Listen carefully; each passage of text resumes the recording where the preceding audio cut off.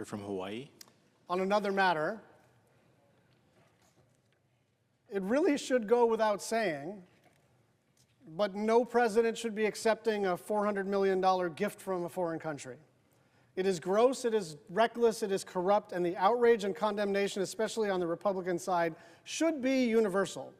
There is no excuse or justification for this. It is wrong, and that is the end of the story. There is no legal justification. There is no common sense justification. Let's unpack this a bit. Trump is planning to accept a $400 million luxury plane from Qatar, which he just so happens to be visiting this week on his first foreign trip of his term. The stated purpose of that trip is to cut business deals. But it's very hard to drive a hard bargain when the people that you're negotiating with just gave you a $400 million gift. And it means that the other side will have a much easier time getting what it wants, even if American interests are harmed. A law enforcement official called the gift a, quote, security nightmare because it would require basically the whole thing to be busted up, taken apart, and reconstituted. If that all sounds blatantly corrupt and incredibly wasteful, it is because it is. And I just want everyone to go through the thought experiment. Imagine if it were a president of the other party. Imagine if this happened 25 years ago and you were reading about something in history. Do you think that an American president should accept a $400 million gift? Do you think that Air Force One, this icon, this symbol of American power abroad, that has carried John F. Kennedy's body, where LBJ was sworn in, where George W. Bush was whisked away when the Twin Towers fell, where multiple presidents of both parties and multiple generations have done extraordinary work around the world, making sure that we are the indispensable nation, that we are the leader of the free world, now sponsored by Qatar. I remain flabbergasted that this thing is not going to pass. I remain completely aghast. This is the most blatant, obvious, ridiculous, gross corruption that I've ever seen in my entire life. By dollar amount, by symbolism, by violating constitutional and statutory law, and also just violating you don't have to be, I'm not a lawyer. You don't have to be all fancy pants to understand how ridiculous it is that a foreign government is going to say, hey, we'll take care of Air Force One for you. And so we have a simple resolution, and it is simple. And I was going to read it, but you know what, I'll just summarize it. It basically says, and the way these things are structured, it's a bunch of whereases. Whereas Air Force One is a symbol of the United States, where Air Force One is one of the most recognizing symbols of the office of the presidency, and so on and so forth. Therefore, be it resolved that we shouldn't do this. That the American president should not accept a $400 million gift from anybody.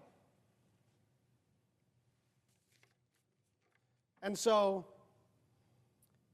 as if in legislative session and notwithstanding Rule 22, I ask unanimous consent that the Senate proceed to the consideration of S-Res 218 submitted earlier today, that there be up to 2 hours for debate on the resolution, and that upon the use or yielding back of that time, the Senate vote on the adoption of the resolution. Finally, if the resolution is adopted, the preamble be agreed to, and that the motions to reconsider be considered made and laid upon the table with no intervening action or debate. Is there an objection? Mr. President. The senator from Alabama. Reserving the right to object. As usual, my Democratic colleagues are losing their mind over this situation. But let's just talk about the facts. First of all, this is not a done deal. It's not happened yet.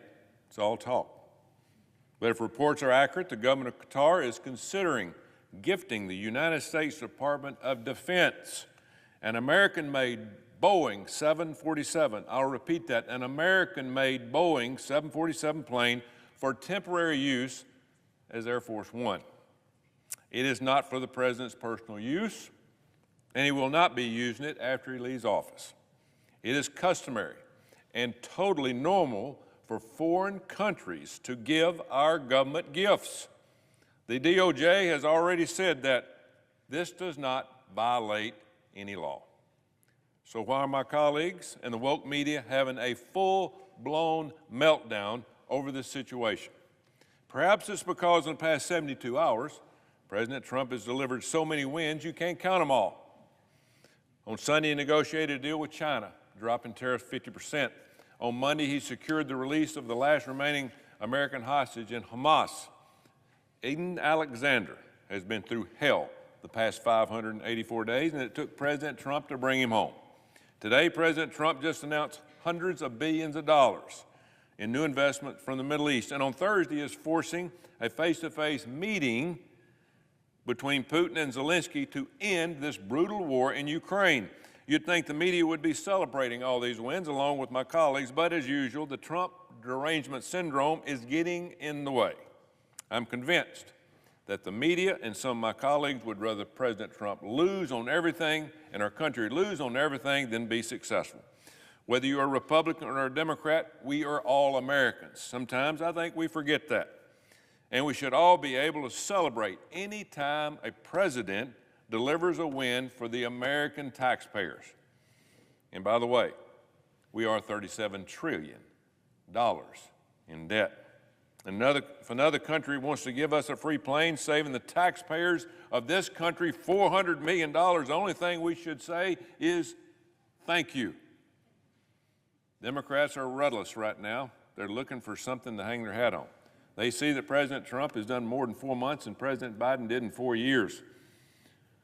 So they want to make a plane gift from Qatar the next so-called perfect phone call to my Democratic colleagues instead of wasting our time objecting every time President Trump breathes. Maybe you should get outside of D.C. and go connect with the American people.